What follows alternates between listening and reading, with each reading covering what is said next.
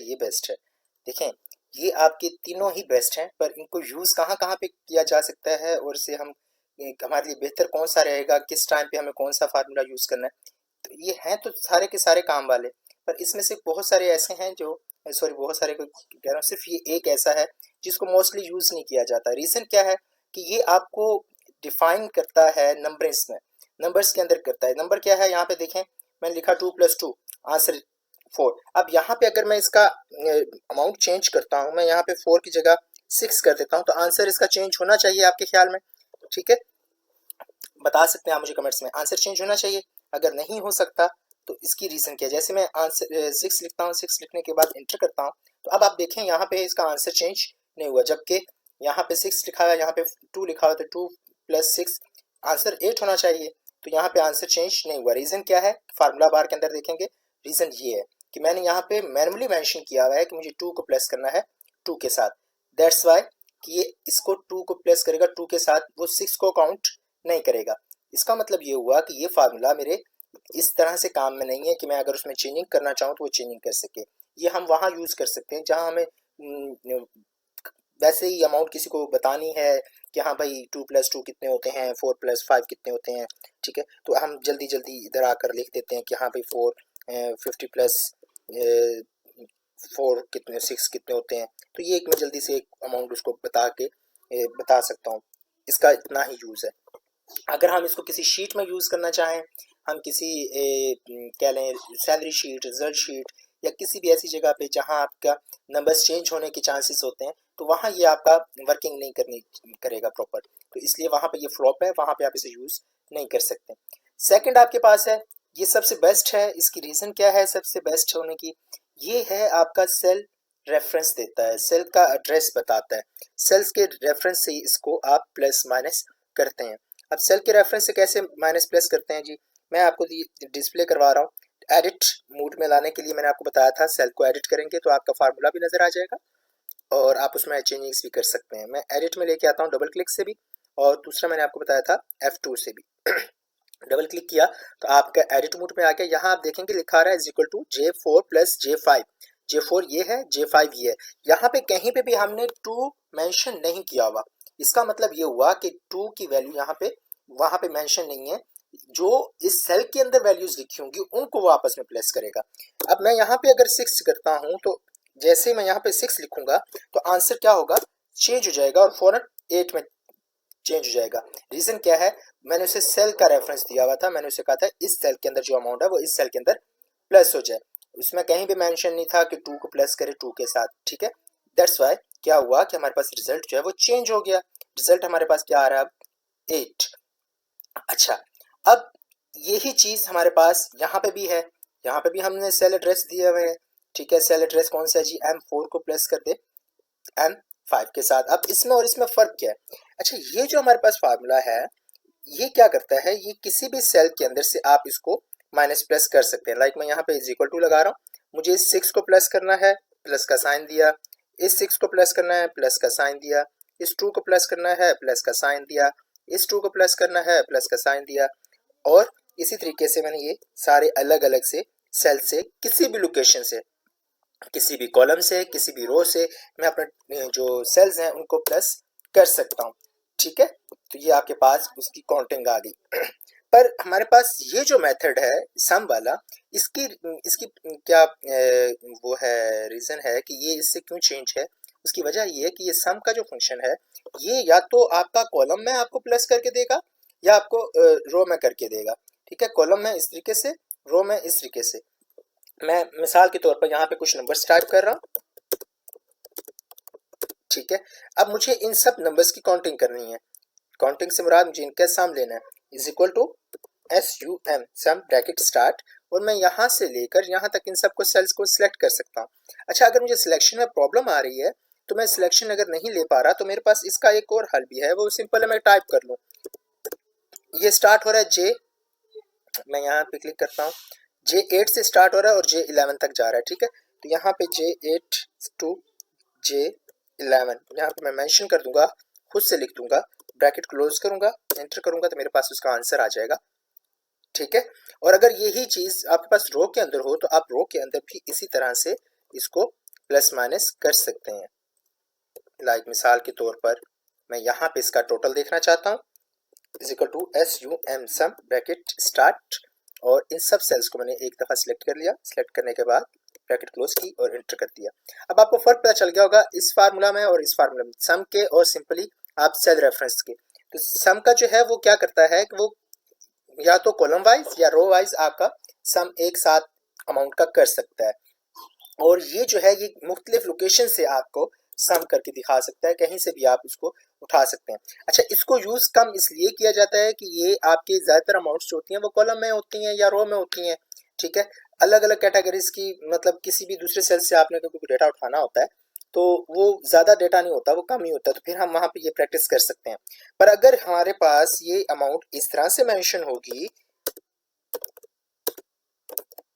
ठीक है, और मुझे इनको सम करना है, तो इसके लिए अगर मैं ये वाला फार्मूला यूज करूंगा, ये वाला फार्मूला यूज करूंगा, तो ये मेरे लिए एक लॉन्ग प्रैक्टिस है, एक लंबी एक्सरसाइज है। लाइक मुझे बार बार यहाँ आना पड़ेगा, प्लस प्लस प्लस, इस तरीके से मैं आगे चलता जाऊंगा प्लस, तो वो क्या है, एक लंबी प्रैक्टिस है। तो इससे बचने के लिए आप क्या करेंगे, आपने ये काम नहीं करना, आपने सिंपली क्या करना है, यहाँ पे इस फार्मूला के बजाय आप लगा लेंगे is equal to SUM sum bracket start, और आप अपने सेल्स को सिलेक्ट करेंगे और ब्रैकेट को क्लोज कर देंगे, सिंपल दैट। ये वे इस सूरत में बहुत अच्छा है कि अगर आपको कॉलम में या रो में आपको कोई अमाउंट एक ही लाइन के अंदर मिल रही है तो, ठीक है जी, गुड। आई होप आपको ये बात समझ आ गई होगी। तो नेक्स्ट आपके पास मैंने आपको बताया था कि प्लस के बाद हमारे पास दूसरा है माइनस का। तो माइनस का भी सेम यही वे है। अगर मैं इसको माइनस में कन्वर्ट कर देता हूँ तो यहाँ मेरे पास मैनुअली जो अमाउंट्स हैं वो क्या है, 6 माइनस 2, आंसर मेरे पास आ जाएगा 4। अब यहाँ पे आ जाते हैं, यहाँ पे भी हम इसको माइनस में कन्वर्ट कर रहे हैं। माइनस में कन्वर्ट करने के बाद इधर भी हम आते हैं is equal to this cell minus this cell.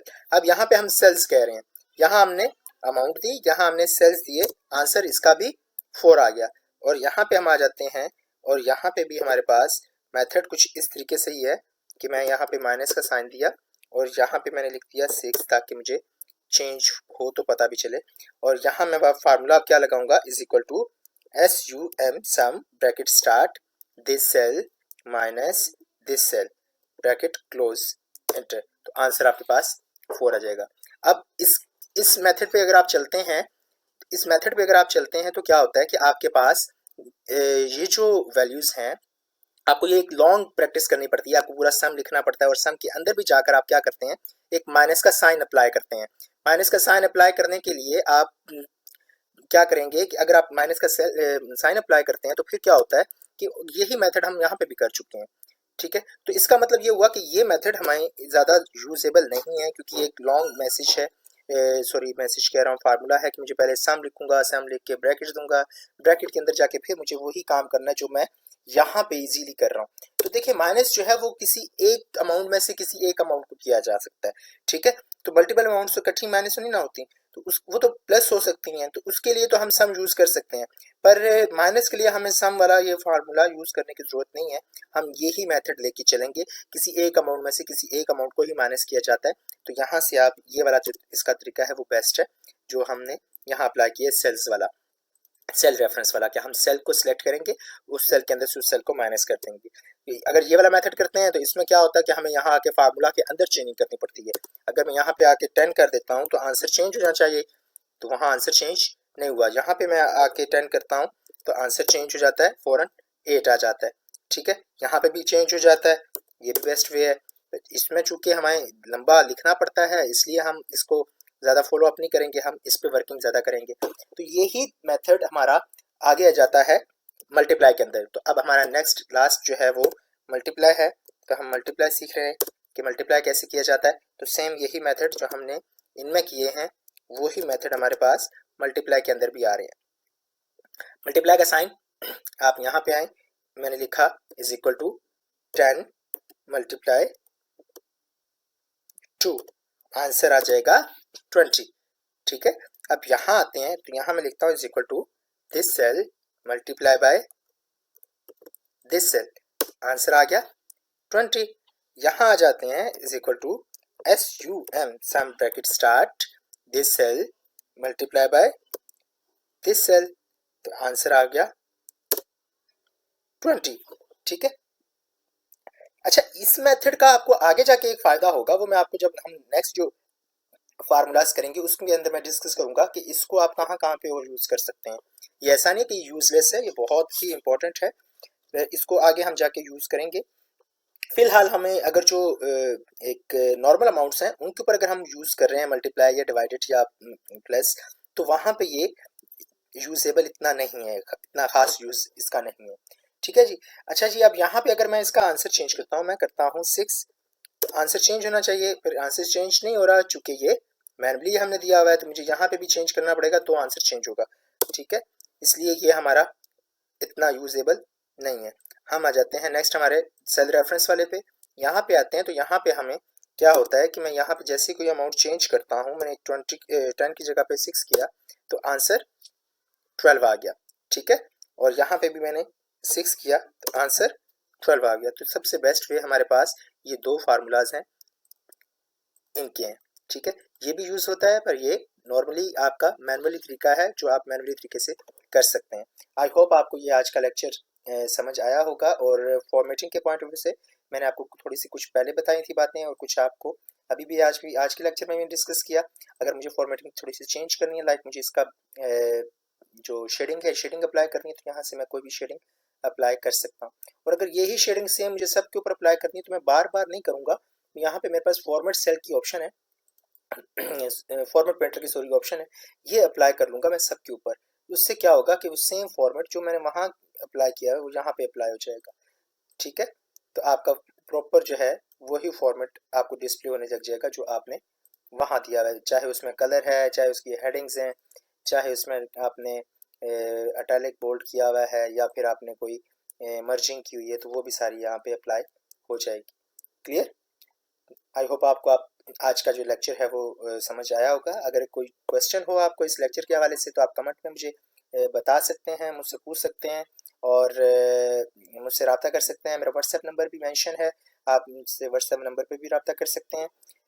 इंशाल्लाह आपसे मुलाकात होगी नेक्स्ट लेक्चर के अंदर। अल्लाह हाफिज़।